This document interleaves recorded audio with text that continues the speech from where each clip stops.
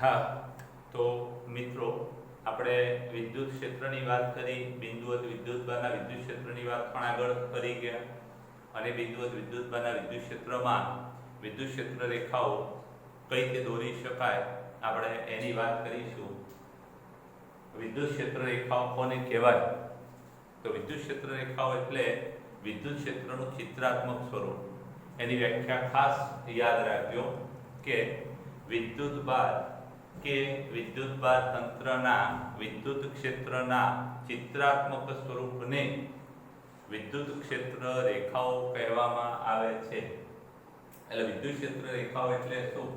તો વિદ્યુતભાર કે વિદ્યુત ક્ષેત્રનું કે વિદ્યુતભાર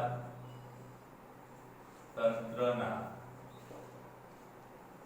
વિદ્યુત ક્ષેત્રનું ચિત્રાત્મક સ્વરૂપ.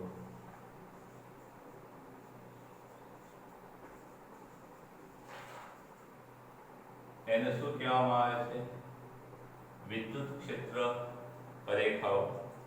હવે આપણે બિંદુવત વિદ્યુતભારના વિદ્યુત ક્ષેત્રની વાત કરવાની છે. વિદ્યુત ક્ષેત્રના વિદ્યુત ક્ષેત્ર રેખાઓની આપણે વાત કરવાની છે.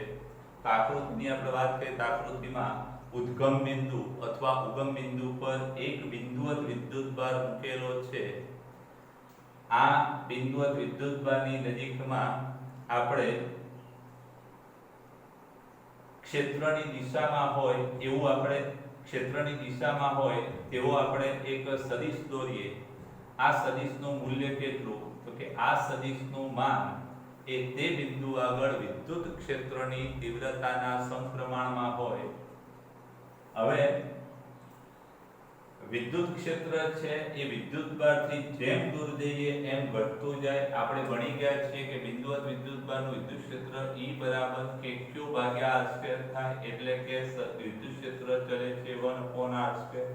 એટલે કે ક્ષેત્ર એ અંતરના વર્ગના વ્યસ્ત પ્રમાણમાં છે અને માટે વિદ્યુતભારથી આપણે જેમ દૂર જતા જઈએ એમ ક્ષેત્ર છે એ ઘટતું જશે અને ક્ષેત્ર ઘટતું જાય તો આ ક્ષેત્રને રજૂ કરતો જે સદિશ છે એ ક્ષેત્રને રજૂ કરતા સદિશના તીરની લંબાઈ પણ ઘટતી જશે. આ ક્ષેત્ર એ ત્રિજ્યાવર્તી દિશામાં હોય છે અને માટે આપણે આ બધા તીર છે અથવા બધા સદિશો છે એની પણ આપણે દિશા વિચારીએ તો ત્રિજ્યાવર્તી દિશામાં હશે. દરેક દિશામાં આવા સદિશો કેવા? ત્રિજ્યાવર્તી દિશામાં હશે. બીજી વાત કે આપણે એવું ભણી ગયા કે વિદ્યુત ક્ષેત્ર એટલે એકમ ધન વિદ્યુતભાર પર લાગતું બળ અને માટે આ જે સદિશો છે એ સદિશોના તીરની લંબાઈ છે એ તે એના પુચ્છ આગળ મૂકેલા એકમ ધન વિદ્યુતભાર પર લાગતા બળના સમપ્રમાણમાં થશે. આ બધા જ તીર ત્રિજ્યાવર્તી દિશામાં છે અને સતત હોવાથી આવા તીરને જો આપણે એકબીજા સાથે જોડી દઈએ તો વિદ્યુત ક્ષેત્ર રેખા તૈયાર થશે. આવી વિદ્યુત ક્ષેત્ર રેખાઓ આપણે વિદ્યુતભારની આજુબાજુના વિસ્તારમાં બધે જ દોરી શકીએ. હવે વાત આવે છે કે વિદ્યુત ક્ષેત્રનું માન. તો આપણે એવું ભણી ગયા કે દૂર જઈએ એમ ક્ષેત્ર છે એ નબળું થતું જાય અથવા વિદ્યુતભારની નજીકના વિસ્તારમાં ક્ષેત્ર પ્રબળ હોય છે, દૂરના વિસ્તારમાં ક્ષેત્ર નિર્બળ હોય છે.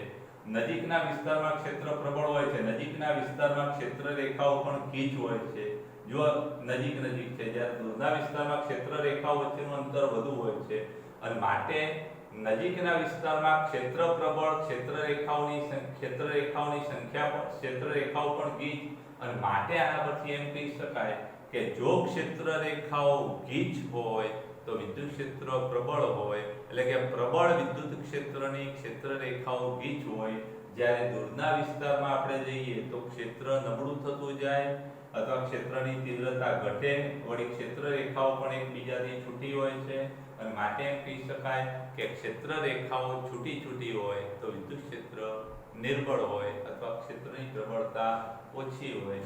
આમ વિદ્યુત ક્ષેત્ર પ્રબળ વિદ્યુત ક્ષેત્રની ક્ષેત્ર રેખાઓ ગીચ હોય જ્યારે નિર્બળ ક્ષેત્રની ક્ષેત્ર રેખાઓ છૂટી હોય. એટલે વિદ્યુત ક્ષેત્રનું માન એ વિદ્યુત ક્ષેત્ર રેખાઓની સંખ્યા સાથે સંબંધ ધરાવે છે. ક્ષેત્ર રેખાઓ કેટલી દોરવી? તો ગમે તેટલી વિદ્યુત ક્ષેત્ર રેખાઓ દોરી શકાય પણ ક્ષેત્ર રેખાઓ પરથી એ નક્કી થાય કે જો ક્ષેત્ર રેખાઓ ગીચ હોય તો ક્ષેત્ર પ્રબળ, ક્ષેત્ર રેખાઓ છૂટી હોય તો ક્ષેત્ર નિર્બળ. હવે નેક્સ્ટ વાત વિદ્યુત ક્ષેત્ર રેખાઓ માટે. તો વિદ્યુત ક્ષેત્ર રેખાઓ છે એ ક્ષેત્રફળ પર કઈ રીતે આધાર રાખે, અને બીજું વાત કે આ ક્ષેત્ર રેખાઓ ઘનકોણ પર કઈ રીતે આધાર રાખે. તો આ માટે આપણે આકૃતિની વાત કરીએ તો આકૃતિમાં O આગળ એક બિંદુવત વિદ્યુતભાર છે, અને આ બિંદુવત વિદ્યુતભારમાંથી ત્રિજ્યાવર્તી દિશામાં પસાર બહાર આવતી અથવા ત્રિજ્યાવર્તી દિશામાં નીકળતી વિદ્યુત ક્ષેત્ર રેખાઓ છે એ ત્રિપરિમાણિક વિસ્તારમાં દર્શાવેલી છે. હવે આ જે ક્ષેત્ર રેખાઓમાં બે બિંદુઓ R અને S નો વિચાર કરીએ તો R આગળ અને S આગળ સમાન ક્ષેત્રફળ ખંડો વિદ્યુત ક્ષેત્રને લંબ દિશામાં દર્શાવેલા છે. R અને S સમાન ક્ષેત્રફળ ખંડો છે. અહીંયા R આગળ વિદ્યુત ક્ષેત્ર છે પ્રબળ છે, જ્યારે S આગળ વિદ્યુત ક્ષેત્ર છે નિર્બળ છે, અને માટે R આગળના ક્ષેત્રફળમાંથી પસાર થતી ક્ષેત્ર રેખાઓની સંખ્યા વધુ છે, જ્યારે S આગળના પૃષ્ઠમાંથી પસાર થતી ક્ષેત્ર રેખાઓની સંખ્યા ઓછી છે. આના પરથી એમ કહી શકાય કે વિદ્યુત ક્ષેત્રને લંબ પસાર થતી ક્ષેત્ર રેખાઓની સંખ્યા જેમ વધુ તેમ તે વિસ્તારમાં વિદ્યુત ક્ષેત્રની પ્રબળતા વધુ, અને વિદ્યુત ક્ષેત્રને લંબ તે આપેલા વિસ્તારમાંથી પસાર થતી ક્ષેત્ર રેખાઓની સંખ્યા જેમ ઓછી એમ વિદ્યુત ક્ષેત્ર નિર્બળ. આમ S આગળ વિદ્યુત ક્ષેત્ર નબળું છે, જ્યારે R આગળ વિદ્યુત ક્ષેત્ર પ્રબળ છે. S આગળ ક્ષેત્ર રેખાઓ છૂટી, જ્યારે R આગળ ક્ષેત્ર રેખાઓ ગીચ છે. બીજી વાત કે આપણે એવું ભણી ગયા કે કોઈ ચાપ છે તો ચાપની લંબાઈ શોધવા માટે આપણે આવું ભણી ગયેલા છીએ. કોઈ વર્તુળ છે અને આ વર્તુળના ચાપની લંબાઈ આપણે L કહીએ, અને આ વર્તુળ ડેલ્ટા થીટા ખૂણો બનાવે છે, ના ત્રિજ્યા R છે. તો આપણે આવું ભણી ગયા કે ખૂણો બરાબર ચાપ ભાગ્યા ત્રિજ્યા, અને આના પરથી ચાપની લંબાઈ L બરાબર R ડેલ્ટા થીટા થાય. એવી જ રીતે ધોરણ 11 માં ઘનકોણ માટે પણ આપણે આવી વાત ભણી ગયા કે માનો કે કોઈ પૃષ્ઠ છે આવું,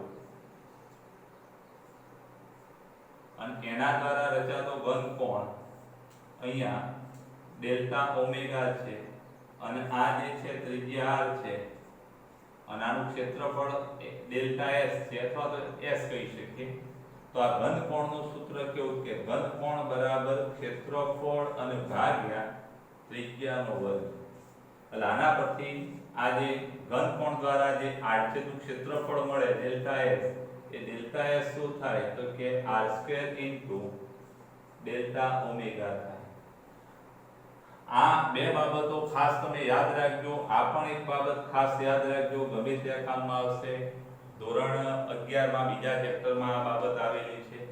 હવે જરાક આના આધારે આપણે એમ કહી શકીએ કે અહીંયા આ ઘનકોણ ડેલ્ટા ઓમેગા છે, અને આ ઘનકોણ ડેલ્ટા ઓમેગા દ્વારા બિંદુ P નું જે અંતર છે એ કેટલું છે તો કે R1 છે, અને બિંદુ P1 નું અંતર R1 છે, P2 નું અંતર R2 છે, અને માટે એમ કહી શકાય કે P1 આગળ જે સપાટી ખંડ મળશે આપણને આડછેદ મળશે આ શંકુ આકારનો, એ કેટલું હશે કે ડેલ્ટા S1 બરાબર R1² ડેલ્ટા ઓમેગા થશે. આ સૂત્ર મુજબ delta S R² delta omega. એવી જ રીતે P2 આગળ જે આ ખંડ મળશે ઘનકોણનો એ કેટલો મળશે તો કે ડેલ્ટા S2 બરાબર આ સૂત્ર પરથી R² ડેલ્ટા ઓમેગા, R² ની જગ્યાએ શું આવશે ત્યાં ત્રિજ્યા કેટલી R2, એટલે R2² ડેલ્ટા ઓમેગા થશે. એટલે આ સપાટી ખંડ છે એનું ક્ષેત્રફળ R1² ડેલ્ટા ઓમેગા, આનું R2² ડેલ્ટા ઓમેગા થશે. હવે અહીંયા ધારો કે આ બિંદુવત વિદ્યુતભાર Q માંથી બહાર આવતી ક્ષેત્ર રેખાઓની સંખ્યા ધારો કે આ ઘનકોણમાં ક્ષેત્ર રેખાઓ ની સંખ્યા બરાબર n છે. ઘનકોણમાંથી બહાર આવતી ક્ષેત્ર રેખાઓની સંખ્યા સ્મોલ n છે. તો હવે આપણે એમ કહી શકીએ કે આ P1 આડછેદમાંથી કેટલી પસાર થાય તો કે P1 આડછેદમાંથી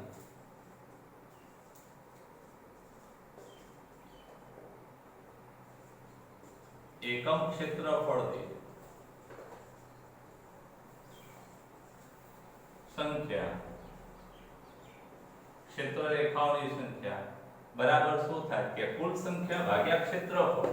ક્ષેત્રફળ કેટલું ડેલ્ટા S1 એકમ ક્ષેત્રફળ દીઠ સંખ્યા તો સંખ્યા ભાગ્યા ક્ષેત્રફળ. ક્ષેત્ર એકમ સંખ્યા કેટલી n ભાગ્યા ડેલ્ટા S1 કેટલા r1 સ્ક્વેર ડેલ્ટા ઓમેગા થશે. એવી જ રીતે P2 પાસે આગળ એકમ ક્ષેત્રફળ દીઠ વિદ્યુત ક્ષેત્ર રેખાઓની સંખ્યા કેટલી થાય કે કુલ સંખ્યા n અને ક્ષેત્રફળ કેટલા delta S2 delta S2 n ભાગ્યા ડેલ્ટા S2 બરાબર કેટલા તો કે r2 square into delta omega. હવે આ જે બે સમીકરણ મળ્યા આ બંને સમીકરણમાં એક વસ્તુ જરા ખાસ વિચારજો કે અહીંયા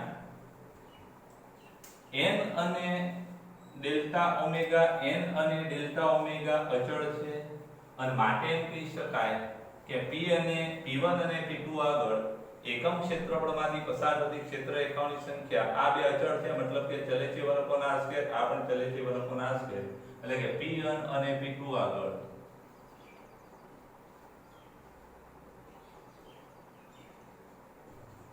એકમ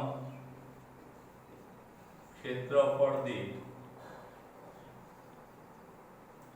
વિદ્યુત ક્ષેત્ર રેખાઓની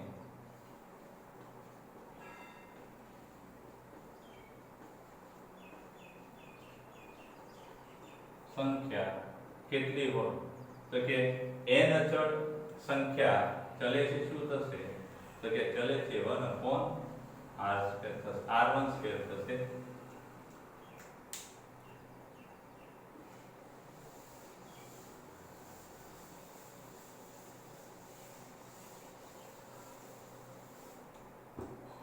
એટલે એકમ ક્ષેત્રફળમાંથી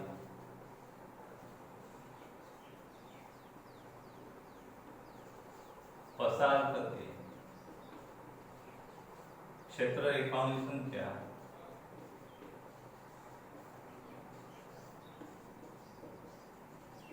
ચલે છે 1/r².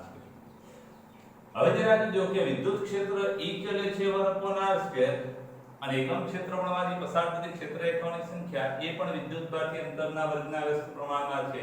એટલે એનો મતલબ એ થાય કે કોઈ પણ બિંદુ આગળ એકમ ક્ષેત્રફળમાંથી પસાર થતી ક્ષેત્ર રેખાઓની સંખ્યા એ વિદ્યુત ક્ષેત્ર બરાબર અથવા તો વિદ્યુત ક્ષેત્રના સમપ્રમાણમાં થાય.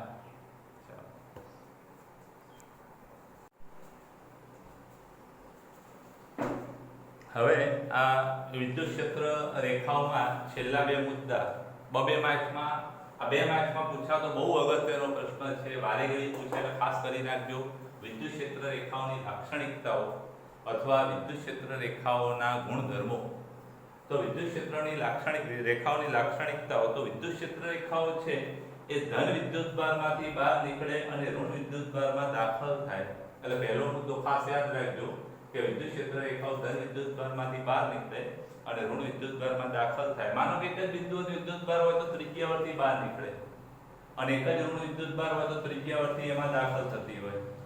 બરાબર? એટલે ધન વિદ્યુતભારમાંથી બહાર નીકળે અને ઋણ વિદ્યુતભારમાં દાખલ થાય. પછી નેક્સ્ટ વાત છે કે વિદ્યુત ક્ષેત્ર રેખાઓ સતત વક્ર છે. શૂન્યાવકાશમાં જ્યાં વિદ્યુતભાર નથી ત્યાં આ વિદ્યુત ક્ષેત્ર રેખા કેવો વક્ર છે તો કે સતત વક્ર છે. અહીં સુધી અટકી નહીં આગળ જતો હશે. એટલે વિદ્યુત ક્ષેત્ર રેખાઓ એ સતત વક્ર છે. ત્રીજી વાત કે વિદ્યુત ક્ષેત્ર રેખાઓ બંધ ગાળા ક્યારેય રચે નહીં. વિદ્યુત ક્ષેત્ર રેખાઓ ક્યારેય બંધ ગાળા રચતી નથી.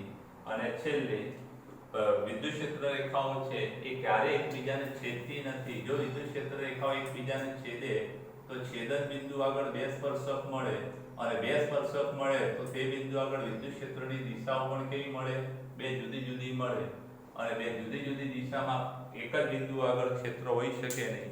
એટલે વિદ્યુત ક્ષેત્ર રેખાઓ ક્યારેય એકબીજાને છેદતી નથી.